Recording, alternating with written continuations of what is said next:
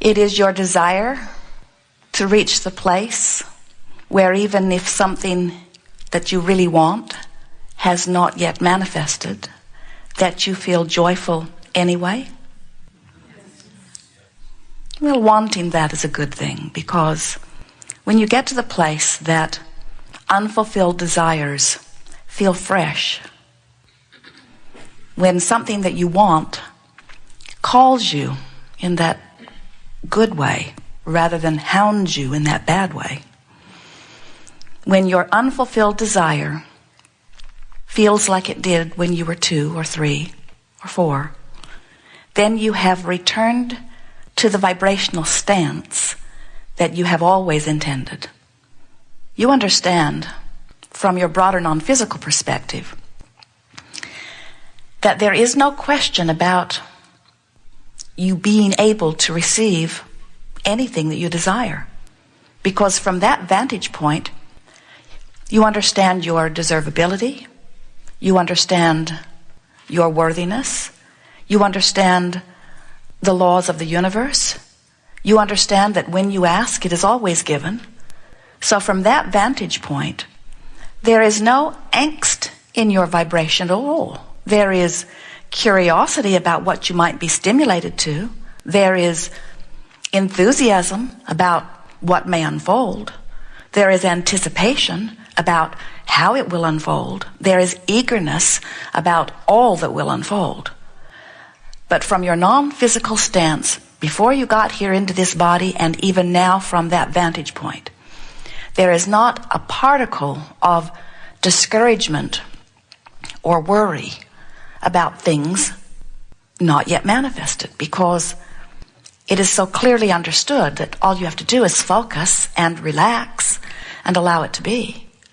In your physical format, you get caught up in all kinds of confusion. A lot of it hinges around a feeling of competition. You worry that someone else might get your prize, when in reality there is prize enough for everyone. You are the creator of your prize, and the universe will deliver it to you. And so it's not possible that you could be deprived of something that you want because someone else achieves it. That could not possibly be. In fact, the universe expands in direct proportion to the desires that you conjure here. Source energy stream exists in its powerful focused force because of your focusing of your desires. So over time, those of you who have been listening to us for a while have heard us expressing that there are 3 steps, simple steps really. Laws are like that, aren't they? Simple in theory and a little trickier in application. But step 1 is ask, and you can't stop doing that. You do it all the time. Preference is born constantly out of your observing and remembering and focusing, imagining. So step 1 is a sort of automatic step that you couldn't stop doing even if you tried. Your asking is the byproduct of your living in this focused environment. Step 2 is not your work. Source answers what you ask for. It answers the cells in your body. It answers spoken requests. Source answers not spoken requests. Source answers your vibrational signal, your preference, your desire. Step 3 is what this gathering is all about, because step 3 is about you bringing yourself into vibrational alignment with your desire. And the reason that often physical friends are not in vibrational alignment with their desire is because they're focused upon something other than their desire. Now think about it. Law of attraction says that which is likened to itself is drawn. So if you want something and you're focused on that something that you want, then you are offering a vibration about that something that you want, and you are fulfilling all 3 steps. You are fulfilling the 2 that are your responsibility, and source is fulfilling the other. So then you say, well, there is something I'm missing, because I believe that there are things that I desire that have not come to me. I've got stuff in my life I don't want, and there's stuff missing that I do want. and I'm pretty sure that I'm thinking about what I want. And we say, not possible. If you were thinking about what you want, in time you would develop such a vibrational habit around that it would have to be yours. In fact, you can be sure that whatever you are getting is what you've been thinking about.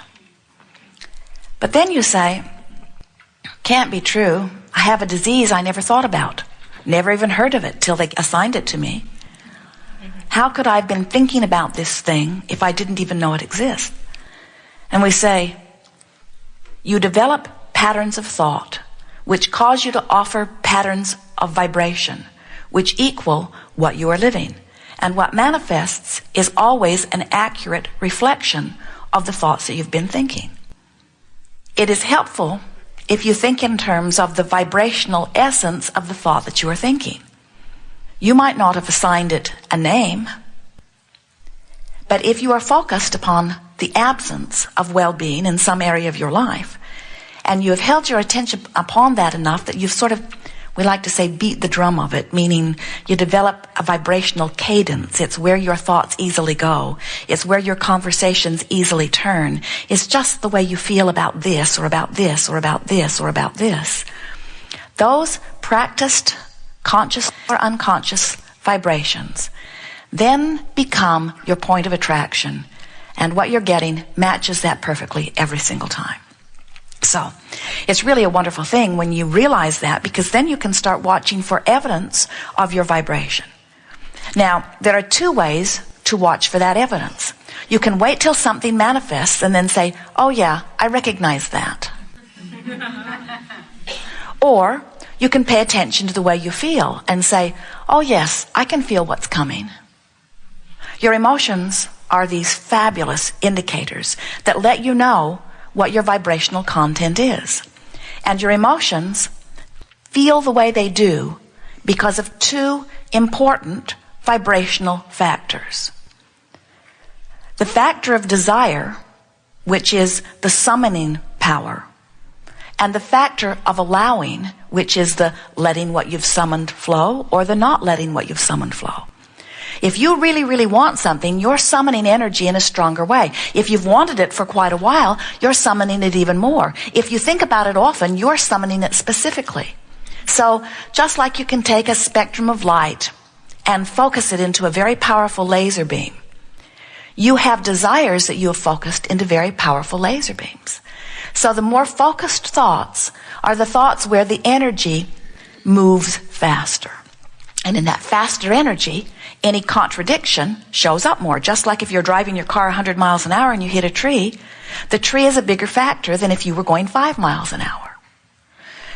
So the two factors that your emotions are always letting you know are how focused the energy is by virtue of your desire, and how your normal thoughts around the subject resonate or don't resonate with that desire.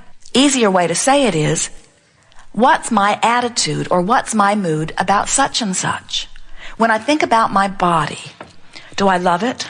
Am I grateful? Does it annoy me? Does it embarrass me? Do I praise it? Do I love it? Do I condemn it? Do I adore it? Do I hate it? Do I compliment it? Do I criticize it? In other words, what kinds of things do you say about your body? Do you stand before the mirror and love what you see? Or do you stand before the mirror and feel embarrassed or unhappy or even hateful about what you see? When you think about dollars, do you feel joyful when you think about dollars? Does the subject of dollars make you feel free? Do you feel eager and enthusiastic about dollars? Do you feel afraid when you think about dollars? Are you worried about dollars? Are you angry about dollars? Are you embarrassed about dollars?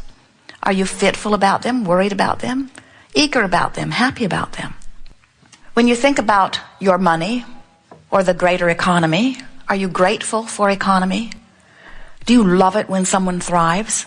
Are you jealous when someone thrives? Do you feel happy for a friend succeeding? Do you feel unhappy about your not so much success when you see a friend succeeding? Do you blame the government? Do you blame the economy? Do you blame your employer for not paying you more? how do you feel? It turns up in all these different ways. All day, every day, you have opinions and attitudes. Most of them you didn't even figure out on your own. You hung around with somebody else, who hung around with somebody else, who hung around with somebody else, who hung around with somebody else. And often you've developed an attitude about money. You know, there's a pervasive attitude about money that says rich people somehow are inappropriate. They've done something wrong. How dare they succeed and point out to me my lesser success? Or even worse, how dare they succeed and take such a big piece of the pie that the rest of us are left with crumbs, or maybe nothing? If you are not sure what your vibrational essence is, we understand why you might not be sure, because most physical friends have not been noticing the emotional correlation between thoughts that just feel normal. In other words, when you woke up every day and you heard your mother say something, and you trusted your mother, she gave you food, she gave you shelter, she seemed like the vortex through which a large amount of your well-being flowed, and so she seemed like someone to listen to, and she was bigger than you, and she always thought she was right, especially in the beginning.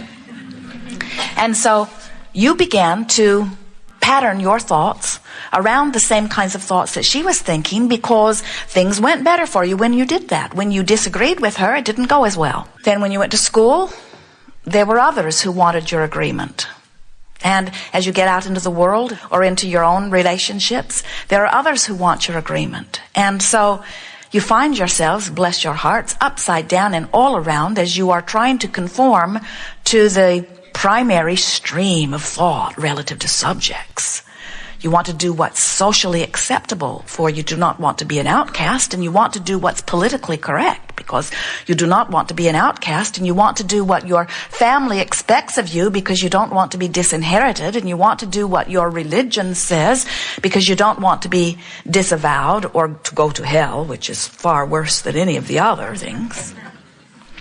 And so most of you have been using standards or measurements that are outside of you and that have nothing to do with you in order to try to formulate your thoughts or opinions or attitudes or actions. And in the process, what has happened is you have picked up an incredible hodgepodge of beliefs, some of which serve you, some of which do not. But most of our human friends feel powerless in what comes to them because they've been practicing this vibration and practicing this vibration and practicing this vibration and practicing this vibration and picking up thoughts and beliefs based upon the evidence that the society produces around them. And now you find yourselves often with a whole bag full of beliefs that are not serving you.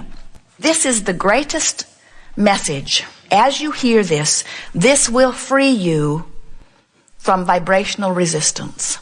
As you hear it, internalize it, and then practice it. The thing that is most hindering, you look at what people are living, and you gather your evidence or statistics, and then you claim it as true. You say, it must be true. They warned me about that, and sure enough, it happened. And what we are wanting so much for you to hear is that what anyone is living, you included, your culture, your environment, your society, your city, your family, your person, what anybody is living, the truth or the evidence that you are producing is only the truth that manifests in response to the habit of vibration that you offer. So when you look out into your society and you see something wanted or unwanted and you proclaim it as true, which is the reason that you give that others should think about it, write about it, talk about it, understand it, and accept it as truth. Do you feel how screwy that is? That's like saying, there's something out there that I do not want, but because somebody else created it in their experience and it became their truth, now I must beat the drum of it and make it my truth too. And we say, fortunately, there is a variety of truths for you to pick from. Fortunately, you are the creator of your own truth. Fortunately, no one can write a book. No one can start a movement. No one can center a religion. No one can say, these are the things that are important for you to do and these are the things that you must not do. Because no one knows the mix of intentions and the mix of beliefs that you hold. You get to choose all of them.